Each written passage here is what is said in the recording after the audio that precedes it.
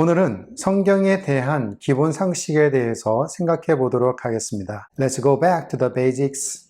성경에 대해서 아무것도 모른다는 전제하에 기본적인 것부터 성경을 파노라마 해보도록 할게요. 성경이 총 몇 권이 되어 있습니까? 몰라요. 구약 성경은요? 몰라요. 신약 성경은요? 몰라요. 자, 성경이 몇 권의 책으로 되어졌는지는 외울 필요가 없어요. 아주 쉬운 방법이 있거든요. 보시는 그림과 같이 구약 성경은 영어로 Old Testament라고 합니다. 스펠링을 찾아볼까요? OLD 세 개네요. Testament는요 T-E-S-T-A-M-N-N-T 9개예요. 그래서 구약 성경은 39권이에요. 놀랍지 않습니까? 자, 그럼 신약의 경우에는 어떠할까요? 영어로 New Testament라고 하는데요. 마찬가지 스펠링이 하나, 둘, 셋, 3개가 있고요. Testament는 구약과 동일하게 9개예요. 그런데 Old Testament는 3, 9에서 총 39권이었지만 신약에서는 3 곱하기 9를 해줘요. 그래서 27권이 됩니다. 어려워. 그러면 구약이 3, 9, 27. 그러면 39권 플러스 27권을 더해지면 총 몇 권? 66권이 되는 거예요. 성경의 총 권수는 66권이고 구약의 성경은 39권, 신약의 성경은 27권입니다.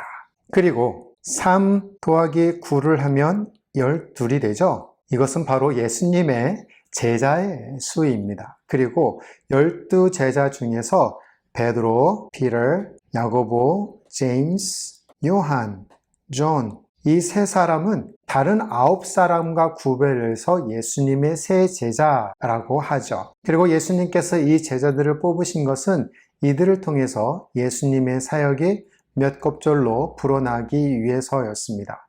성경은 구약의 39권과 신약의 27권이 합쳐져서 총 66권으로 이루어진 것입니다. 성경의 권수는 총 몇 권이라고요? 66권이었죠? 3, 9, 27. 그래서 구약은 39권이었고 신약은 27권이었어요. 주제별로 보면 성경 전체가 세 가지 주제로 나누어진 것을 알 수 있습니다. 첫 번째는 역사이고요. History. 두 번째는 Experience. 체험. 세 번째는 Prophecy. 예언입니다. History, Experience, Prophecy. 그런데 구약과 신약의 각각의 이 세 가지 주제로 나누어지는데요. 구약에서는 총 17권이 있고요. 신약에서는 5권, 체험서에서는 5권, 신약에서 21권, 예언서에서는 17권, 신약에서는 1권입니다. 보시는 것과 같이 구약의 처음 17권과 신약의 처음 5권은 성경에서의 역사적 사실들을 기록한 부분입니다. 그래서 이 22권을 읽으면 성경 전체의 역사의 흐름을 파악하게 됩니다. 성경의 역사서가 22권이라는 것을 쉽게 기억하려면 성경 66권 나누기 세 가지의 주제로 나누면 22권이라고 생각하시면 돼요. 구약에서 17권을 빼면 22권이 남죠. 역사서 다음 5권은 체험서이고 나머지 17권은 예언으로 되어 있습니다. 신약에서도 마찬가지 역사서 5권을 빼면 22권인데요. 체험서가 21권, 예언서가 1권입니다. 따라서 우리는 성경을 22권에 쓰여진 역사적 기록이라고 합니다. 이 역사서는 그분의 이야기이죠. History. 하나님의 이야기입니다. 이것이 역사라는 거죠. 예언이나 체험을 기록한 책들의 대부분의 내용이 역사서의 뒷부분을 부연 설명하고 있다는 점을 여러분이 보실 수 있습니다. 이 도표는 여러분이 한눈으로 성경에 대해서 볼 수 있는 도움을 주고 있습니다. 구약에서 총 17권이 역사서이고 신약의 5권이 역사서여서 하나님의 스토리, 하나님의 이야기는 총 22권으로 되어 있다고 말씀을 드렸죠. 역사서를 읽게 되면 성경의 전체적인 역사를 이해하는 데 도움이 됩니다. 그리고 체험서나 예언서는 역사서 뒷부분에 나와서 도움을 주고 부연 설명을 해준다고 했잖아요. 역사서 밑에 체험서나 예언서들이 각각에 연결되어 있는 것은 그 시대에 쓰여졌다는 것을 보여주고 있는 것이에요. 사무엘상은 다윗의 이야기가 주로 이루고 있는데요. 다윗이 쓴 시편이 연결되고요. 왕상은 솔로몬이 세워져서 잠언서와 전도서와 아가서가 기록되어져 있는 시대입니다. 분열 왕국 에스라 전까지 각각의 선지자, 북이스라엘과 남유다의 선지자들이 하나님의 말씀을 전했던 선지자에 기록되어져 있는 부분이고요. 에스라와 느헤미야와 에스더는 다시 회복의 시대를 나타나는 선지자들의 말입니다. 신약 성경에서는 사복음서와 사도행전이 신약의 역사서라고 말씀을 드렸죠. 사도행전에서는 무엇을 얘기하고 있습니까? 교회의 탄생의 이야기를 하고 있잖아요. 교회의 탄생의 이야기가 로마서에서부터 유다서까지 그리고 마지막 계시록에 연결되어져 있는 것입니다. 구약시대를 총 9단계로 나눌 수가 있습니다. 보시는 것과 같이 태초시대입니다. 하나님이 창조하시고 에덴에서 아담과 하와가 지냈던 태초의 시대, 교회의 족장시대가 되죠. 아브라함을 비롯한 여러 족장시대, 그리고 이들이 노예 생활을 애굽에서 하게 됩니다. 모세를 통해서 엑소더스, 출애굽을 시켜주고요. 광야에서 지내던 이스라엘 백성이 가나안에 들어가 정복하는 시대입니다. 하나님 없이 살았던 시대에 사사시대가 나오고요. 왕이 없으므로 하나님이 왕을 세우는 것을 허락해 줍니다. 북이스라엘과 남유다가 하나님 없는 삶을 살다가 아수르와 바벨론에 의해 포로가 되고요. 그리고 하나님의 은혜로 예루살렘이 다시 수복되어지는 시대가 구약의 역사 스토리입니다. 구약의 역사적 이야기를 하나의 문단으로 나타낼 수 있는데요. 볼까요? 하나님께서는 모든 것을 창조하셨습니다. 스스로 타락된 민족을 대홍수로 통해서 심판하셨으며 사람들을 바벨탑에서 사방으로 흩으셨습니다. 아브라함과 이삭과 야곱인 요셉은 히브리 사람들의 조상입니다.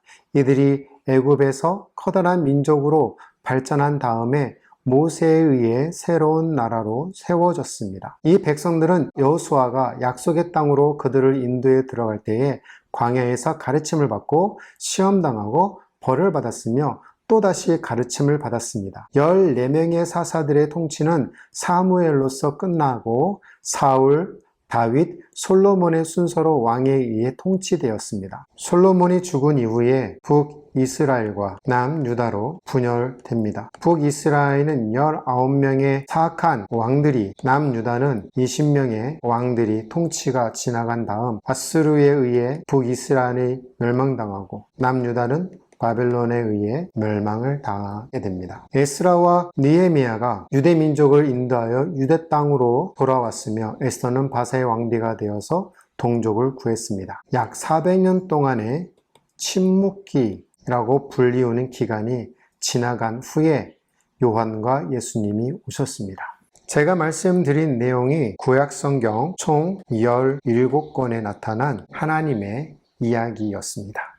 신약시대는 총 7단계로 나눌 수 있는데요. 첫 번째는 예비입니다. 세례 요한과 예수님의 오심에 대한 이야기. 두 번째는 예수님이 현현하셔서 사역하시는 이야기가 있고요. 세 번째는 성령 강림이십니다. 네 번째는 교회가 성장하고요. 다섯 번째는 사도들의 여행이 있습니다. 전도의 여행이라고 할 수 있겠죠. 여섯 번째는 편지들입니다. 마지막 일곱 번째는 계시죠.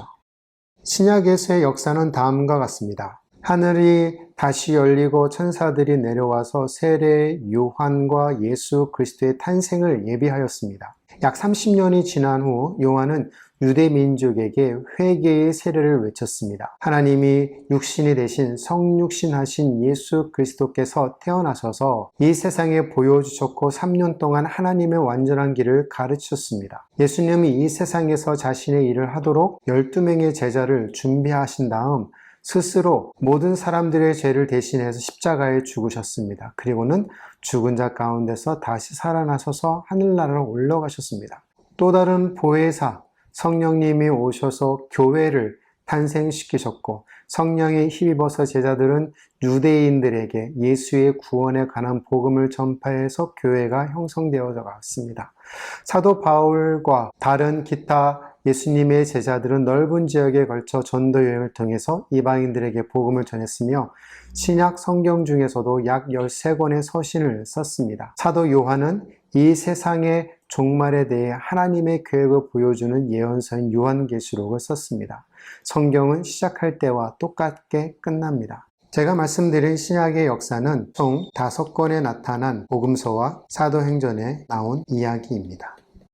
구약시대의 17권과 신약시대의 5권, 총 22권의 하나님의 역사는 통일성을 가지고 있습니다. 태초 시대에서부터 계시록까지 통일된 이야기로 말해주고 있다는 사실 자체가 우리에게는 놀라운 이야기입니다.